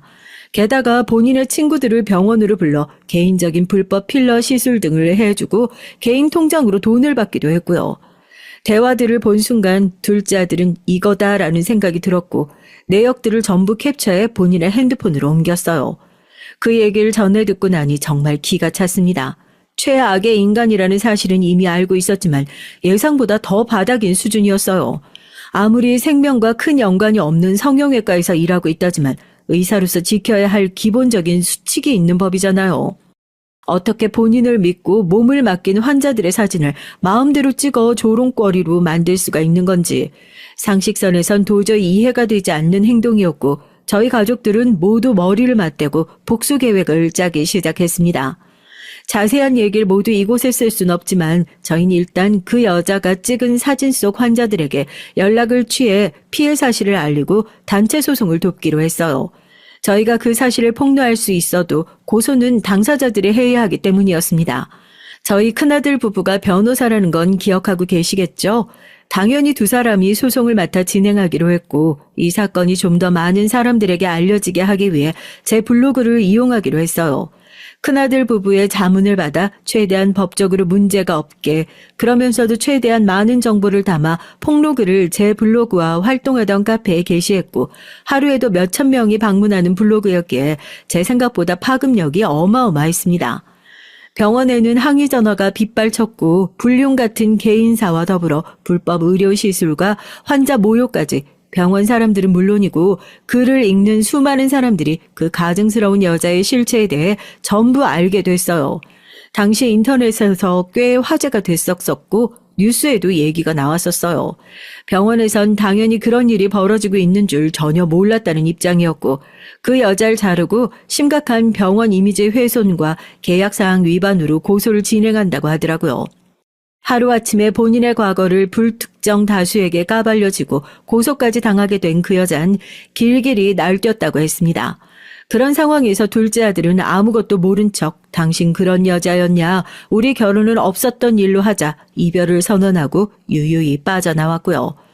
둘째 며느리가 될 뻔했던 그 여잔 둘째 아들에게 큰며느리 얘기를 꺼내며 혹시 그 여자가 당신한테 무슨 얘기한 거냐, 어떻게 결혼할 여자 말은 안 믿고 다른 사람 말만 들을 수가 있냐, 당신이 내 뒷조사한 거 아니냐 따지고 들었지만 아들은 도대체 무슨 얘기를 하는지 모르겠다며 큰며느리에게 아무 말도 들은 것 없다 시치미를 뚝 떼고 연락을 끊어버렸다고 했어요.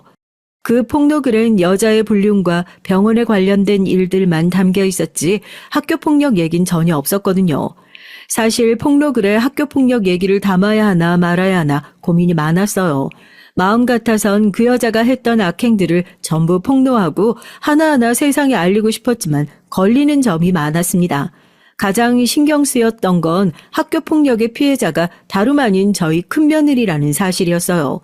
학교폭력에 대한 얘기가 글에 담긴다면 가해자인 그 여자뿐만 아니라 피해자인 우리 첫째 며느리에게도 혹여나 좋지 않은 영향이 생길까봐 걱정이 됐기 때문입니다. 첫째 며느리가 그 여자를 알아봤던 것처럼 그 여자도 첫째 며느리를 알아봤고 타이밍 좋게 이런 폭로글이 터진다면 분명 우리 가족들을 의심하게 될 테니 여러모로 학교폭력 얘기는 담지 않는 것이 맞다는 생각이 들었거든요. 큰아들 부부 또한 여러모로 따져봤을 때 굳이 밝혀서 좋을 것이 없다는 입장이었고요. 그 여잔 그렇게 하루아침에 모든 것을 잃고 길바닥으로 나앉게 됐습니다. 단체 고소와 병원 소송도 진행되고 있었고 인터넷에 떠들썩하게 그 여자에 대한 얘기가 화제가 됐으니 정말 운이 좋아 소송이 끝나고 새로운 병원에 들어가게 된다 하더라도 꼬리가 잡히는 건 금방이었어요. 요즘 네티즌들이 얼마나 예리하고 끈질긴데요. 게다가 다른 일도 아니고 손품 발품 팔아 인터넷을 다 뒤져 정보도 찾고 큰돈 들여 하는 성형 수술이잖아요. 저 같아도 큰돈 주고 몸을 맡긴 의사가 제가 마취하고 누워있는 사이에 제 몸을 찍어 남들에게 보여주고 조롱했다면 배신감이 너무 클 것 같습니다. 그뿐만 아니라 명색이 의사라는 인간이 길바닥 무면허 의원처럼 지인들에게 불법으로 시술을 하고 뒤로 돈까지 받아먹었으니 솔직히 말해서 의사 자격이 박탈되어야 마땅하다고 생각해요. 아직 소송이 진행 중이니 결과가 어떻게 될런지는 알 수 없지만 저희 가족 모두 한마음 한뜻으로 그 여자가 적법한 벌을 받길 바라고 있어요. 물론 저도 제 블로그에 특정 인물의 정보가 담긴 폭로글을 올렸으니 법적으로 완전히 아무런 문제가 없기는 힘들었습니다. 얼마 지나지 않아 폭로글들을 내려야 했지만 변호사 2명의 자문을 받아 올린 글이라 그런지 기껏해야 벌금형 수준이었어요. 그 여잔 저 글 때문에 내 인생이 완전히 망했는데 겨우 벌금형이라니 말이 안 된다며 길길이 날뛰었다고 하더라고요. 입은 비뚤어졌어도 말은 바로 하라고. 제 글 때문에 인생이 망한 게 아니라 본인의 행동 때문에 이런 결과가 오게 된 것이란 건 왜 생각을 하지 못하는지 모르겠습니다. 그걸 스스로 깨달을 수 있는 수준의 인간이었다면 애초에 그런 짓을 해오지도 않았겠지만요. 큰며느린 본인 때문에 괜히 큰 일에 말려들게 한 것 같다며 우리 가족들에게 몹시 미안해했어요. 전 그런 며느리에게 전혀 그런 생각할 필요 없다며 오히려 네 덕분에 그런 여자를 가족으로 맞아들이지 않게 되어 다행이다 말해줬습니다. 게다가 이 일을 겪으면서 네 마음속에 응어리져 있던 나쁜 기억들을 더 이상 외면하지 않고 마주볼 수 있게 되지 않았냐며 조금 늦긴 했지만 이제라도 그 여자를 다시 만난 건 네 마음의 짐을 이렇게 덜어낼 수 있도록 하늘에서 주신 기회일지도 모르겠다고 얘기했어요. 한때나마 믿고 사랑했던 여자의 실체에 충격받고 힘들어했던 둘째도 지금은 마음의 안정을 찾아가는 중입니다. 큰며느린 가족들 덕분에 외면해왔던 과거의 상처를 마주하고 그 트라우마를 극복할 수 있게 된 것 같다고 해요. 몸은 어른이 되었어도 때때로 마음은 10대 시절의 씁쓸한 교실로 돌아가 지독하고 괴롭고 외로운 시간을 보냈었다고 하더라고요. 그 말을 들으니 어찌나 가슴이 아프던져. 부디 소송이 잘 마무리되어 큰 며느리가 더더욱 편한 마음으로 두 발 뻗고 괴로운 기억에서 벗어나 지낼 수 있길 바라는 마음뿐입니다.